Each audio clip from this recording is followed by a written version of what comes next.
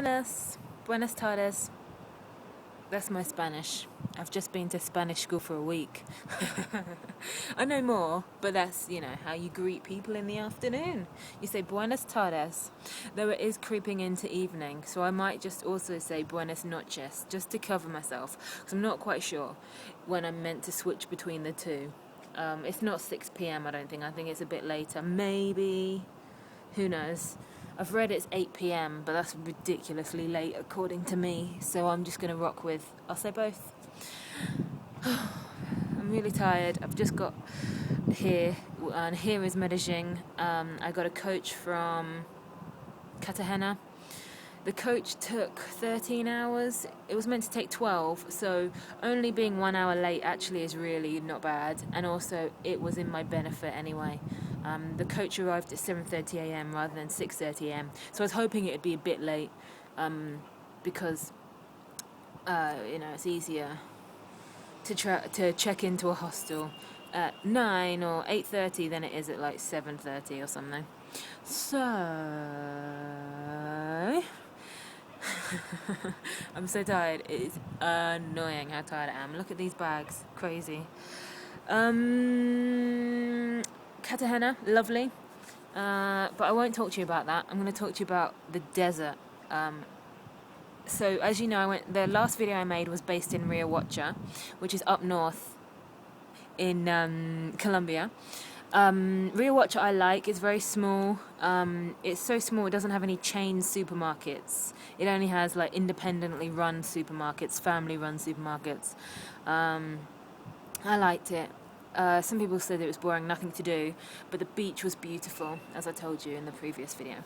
Anyway, I went to Guajira for a few days, and I went to the desert. I went to the very, very, very, very top of South America called Punta Galanes, and it was amazing. I could have stayed there. Absolutely love the desert. The beaches were beautiful, best beaches I've seen this whole trip. It was just an amazing place. The only thing that lets us down is it has lots of rubbish everywhere, lots of garbage everywhere, because I don't think they have an official sort of state-run garbage collection process. It's very peculiar, coming from where I'm from, that it's not sorted out by the local authority. It seems to just be left to the people who live there, and there aren't many people who live there. And as you know, plastic lives for millions of years, so it's just plastic everywhere. But apart from that, absolutely lovely. I saw beautiful shells, beautiful fish, beautiful wildlife, beautiful plants in the sea. Oh, I absolutely loved it.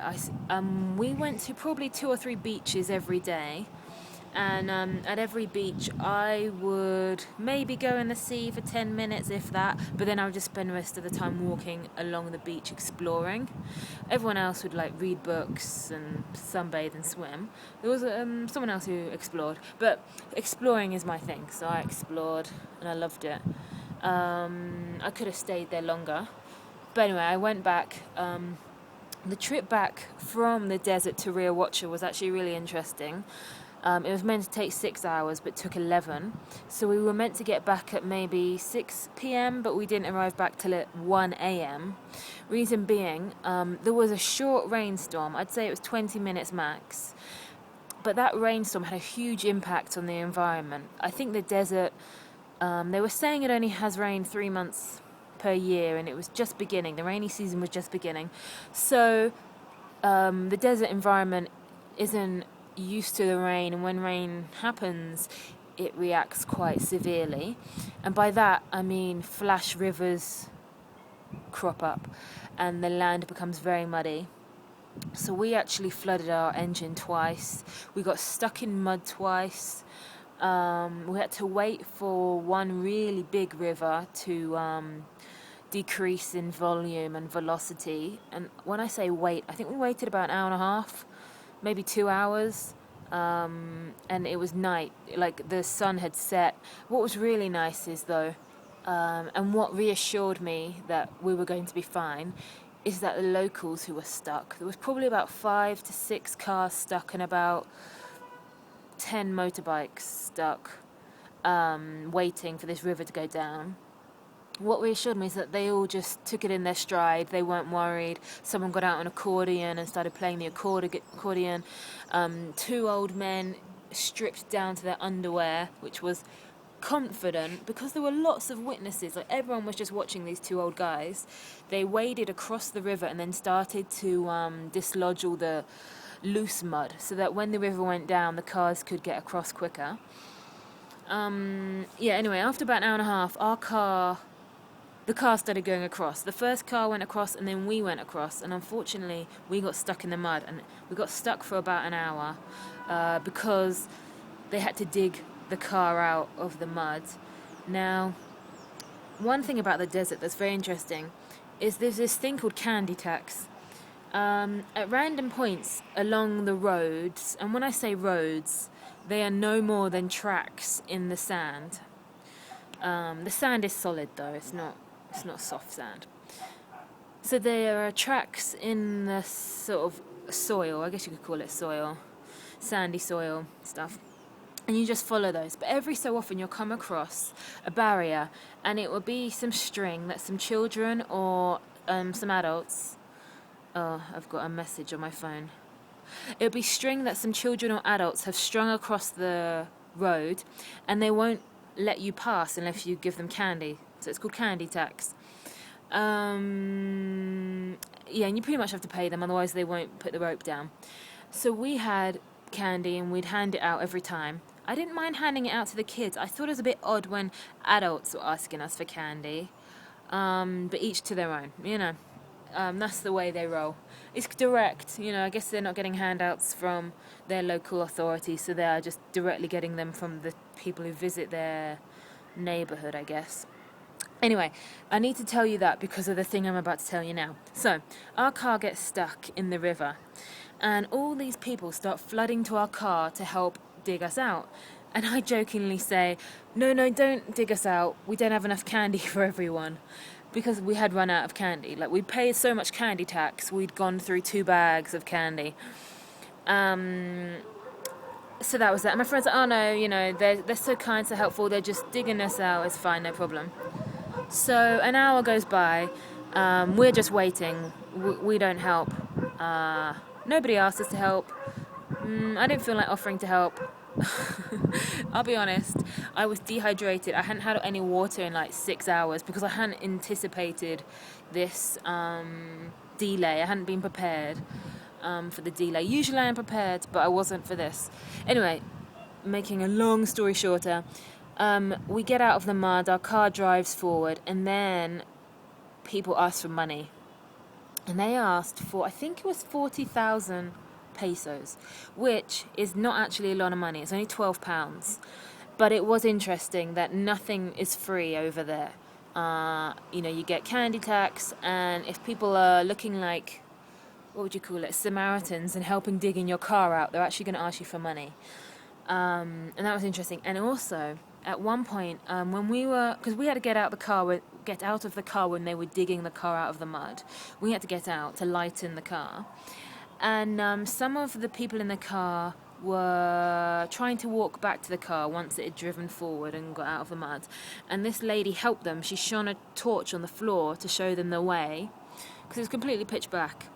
And there are lots of cactus in the desert, so you don't want to step on a cactus, which is highly likely to happen. Anyway, so she helps them to walk back to the car, and then a little bit later she asks them for money for helping them to get to the car. So literally nothing's free. But anyway, back to my story. They only charged 40,000 pesos to dig us out of the mud, and it was an hour of hard labour. Like, literally, they were digging, and they'd try and drive the car forward, and it wouldn't work, and they'd have to dig again. But they could have charged any price they liked, so they are reasonable. Like, they could have charged 200,000 pesos, sorry. But they only charged 40,000, so, whilst they charge for everything, it is a reasonable price. So that was the desert, absolutely amazing. It was an adventure when we were there, and it was an adventure leaving. After the desert, I went from Riohacha to a town beginning with C called Cartagena. So now the bus from Riohacha to Cartagena, now that was an adventure as well. It was meant to take 7 hours, ended up taking I think 11 or 12. They drove very, very slowly, and they stopped a lot. It was very frustrating. I didn't go with a decent bus company. I went with a cheap company, like I did when I went from Santa Marta to Riohacha. I thought I'd risk it again and go with a cheap company, and it was fine. I was perfectly safe, but they were just very, very, very, very slow. And the problem is, I hadn't accounted for the bus being 3 to 4 hours late. So I arrived in Cartagena at 8 p.m. with nowhere to stay. Now, luckily, I have the Lonely Planet book, so that gives me a list of places I can stay. The first one I went to was 33,000 pesos a night. I was like, hell no. Even though it's 8 p.m., I don't know where I am, I don't have a map, I'm not paying that.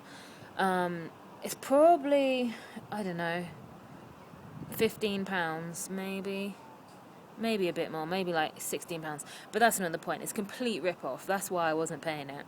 Normally a hostel is 20 to 25,000, so I wasn't paying 33. I thought I'd quickly go have a look and see if there's anything else and go back if I couldn't find anything. Luckily, there were some street vendors who helped me. They said there's a cheaper hostel around the corner, and they were right. It was 24,000 pesos, and I ended up staying at that hostel for maybe 9 to 11 nights. I really liked it. I could tell. I actually didn't even want to pay 24,000, so the next day I price compared and went to some other places. And I found a cheaper one, but I didn't like the feeling. Whereas the hostel that was £24,000, I liked the feeling, so I stayed. I think it was 11 nights. It had a nice kitchen, nice living room, nice dorms. Had a blender, and it was so good having a kitchen. That whole time I was there, I cooked. I prepared all my meals, which was good because when I stay somewhere for a short time or I don't have a kitchen, I can only really eat junk food or carrot and dip or cucumber and dip. But having a kitchen meant I could expand my cooking, so that was good. And also that means it's cheaper as well as healthier. So yeah, that's Cartagena. Cartagena is very, very beautiful. It's a UNESCO World Heritage Site.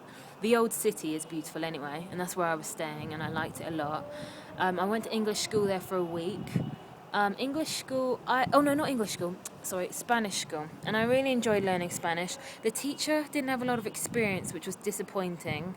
I need to actually write a complaint email. It wasn't very good. He's ruining the reputation of the school. So he needs to go and get more experience. So I need to write an email to them. I was tempted to stay another week because the teacher was changing, but Colombia's so big, it's taking me so long to get through it. I just need to get moving. So I had my last lesson on Friday. Went to a Zumba class Friday night. It's the most sweatiest I've ever been. Halfway through the class, I did this just to wipe the sweat away. It felt like I brushed my hand in a swimming pool. Nearly died. Enjoyed it though, but I nearly died. I think Cartagena is beautiful. Oh, they have lots of kite flying there. There wasn't a lot to do though, not that I wanted to do. I think if you're just doing Colombia, then you can probably do a few of the museums, but I'm doing other places as well, and in comparison it just didn't compare. So I thought, no, I won't bother with those museums. I'll go to better ones in Bogota or better ones in Medellin, which is where I am now. My bus ride from Cartagena to Medellin, I went with the decent bus company. After my previous experience, which actually is the reason I learned Spanish last week, that bus journey, because it was 4 hours delayed, I had no idea why. I couldn't speak to anybody about it. I couldn't complain and be like, hey, hurry up, you're taking too long. I couldn't say any of that stuff because I don't speak Spanish, and I couldn't be mute any longer. Before taking Spanish lessons, I felt mute, and I hate that because I'm quite talkative. So I went with the good company to get from Cartagena to Medellin. It did cost an arm and a leg, but I got here in one piece, and it was only an hour delayed. So that's fine. Medellin, I have been here maybe 10 hours. I like it a lot. I actually am tempted to do a Spanish course here for 2 weeks. I don't think I can, because 2 weeks is a very long time, and really I've got, the rest of the continent to see. But I'll make that decision after I finish this video. So I think that's more or less everything. Oh, I'll tell you about this hostel I'm in. It's very good. The reviews online are incredible. People are saying it's the best hostel they've ever stayed in. It looks that way so far to me. It does look good. But the funny thing is, this morning when I got here, maybe about 9 a.m, I had a quick look around before going out to the art museum. And I thought, I'll just check out the balcony. Walk out onto the balcony, and there was 2 of my friends from Minca. Small world. Had no idea they were here. I didn't even know they were in Medellin, let alone in this hostel. And one of them was saying, oh yeah, I saw your post on Facebook today that you were coming to Medellin. So it was a complete coincidence and awesome. And yeah, that's it. So hung out with Amy and went to art museum. And I might see both of them tomorrow, maybe. Everyone's got different plans. But we're staying in the same hostel, sort of. They checked out actually a few hours after I arrived. No correlation. They were checking out anyway. So they're staying somewhere else tonight, but I might see them tomorrow. Anyway, that's my video. I'm really tired. I think I'm funnier when I'm tired. But anyway, I'll show you the view. I like Medellin for a couple of reasons. One, it's a big city and it's got lots to do. By lots, I mean museums. Second, it has mountains. So, here are the mountains. These are only some of the mountains. And these aren't even the most prettiest mountains I've seen today. But they're the only ones I can see from here. And here's called the castle. It's the rooftop of the hostel. That's about it. I've got a lot to do. Every day I've got something to do, which is good. I think that shows this is a good city. Whereas Cartagena, if it wasn't for Spanish school, I wouldn't have had anything to do. So yes, that's it. Ciao.